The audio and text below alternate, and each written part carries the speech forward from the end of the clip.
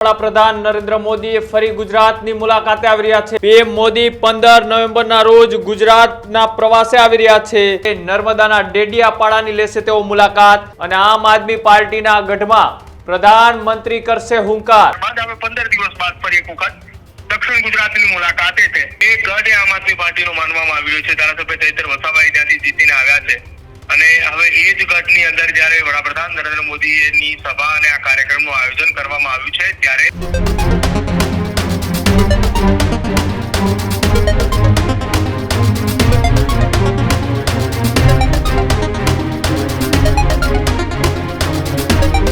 સમાચારોમાં આગળ વાત કરીએ। દેશના વડાપ્રધાન નરેન્દ્ર મોદી ફરી ગુજરાતની મુલાકાતે આવી રહ્યા છે। મહત્વપૂર્ણ સમાચાર, પીએમ મોદી 15 નવેમ્બરના રોજ ગુજરાતના પ્રવાસે આવી રહ્યા છે।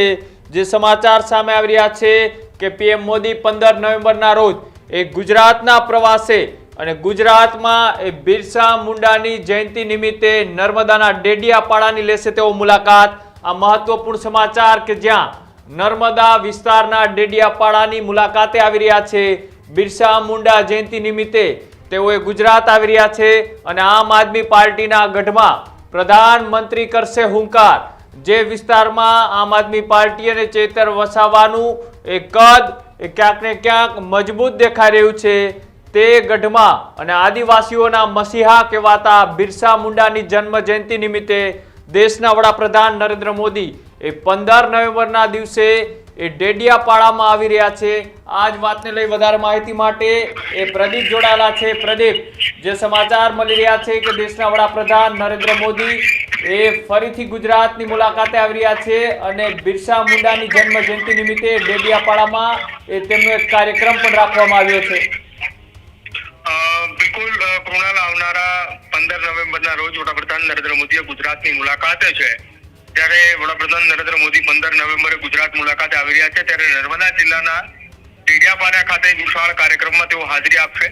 આ પ્રસંગે તેઓ આદિવાસી નેતા બિરસા મુંડાની 150મી જન્મ જયંતિની ઉજવણીનો દેશવ્યાપી તેઓ પ્રારંભ કરાવશે અને 15 જ દિવસની અંદર તેમની આ મુલાકાત થશે। કેમ કે સરદાર વલ્લભભાઈ પટેલની જન્મ જયંતિ નિમિત્તે તેઓ કેવડિયા ખાતે એકતાનગર ખાતે આવ્યા હતા અને ત્યારબાદ હવે 15 દિવસ બાદ ફરી એક વખત દક્ષિણ ગુજરાતની મુલાકાતે છે।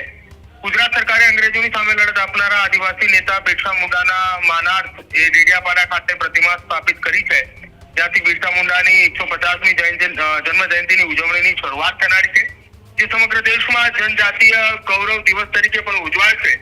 જો કે તેઓએ પહેલા બિરસા મુંડાની જન્મ જયંતિના દિવસે વડાપ્રધાન નરેન્દ્ર મોદી સવારે પહેલા સુરત આવશે।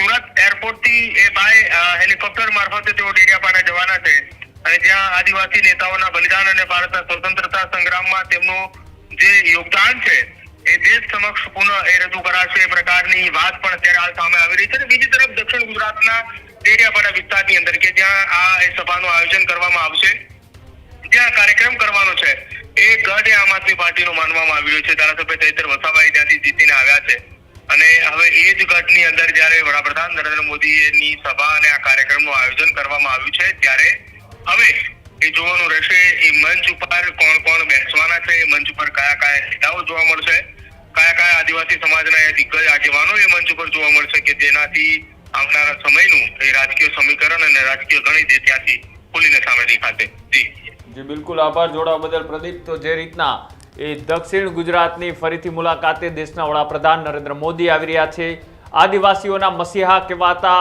બિરસા મુંડાની જન્મ જયંતિની ઉજવણીના ભાગરૂપે નર્મદા જિલ્લાના ડેડિયાપાડાની અંદર તેઓ સભાનું પણ આયોજન કરવામાં આવ્યું છે અને સાથે જ આમ આદમી પાર્ટીના ગઢ ગણાતા ચૈતર વસાવા વિસ્તારના જે ધારાસભ્યો છે અવારનવાર દેશના વડાપ્રધાનની મુલાકાતને લઈ અને સમય માંગતા હોય છે અને હવે એ જ વિસ્તારની અંદર દેશના વડાપ્રધાન નરેન્દ્ર મોદી આવી રહ્યા છે ત્યારે હવે જોવાનું એ છે કે આદિવાસીઓને લઈ આ વિસ્તારમાંથી વડાપ્રધાન શું મોટી જાહેરાત કરે છે।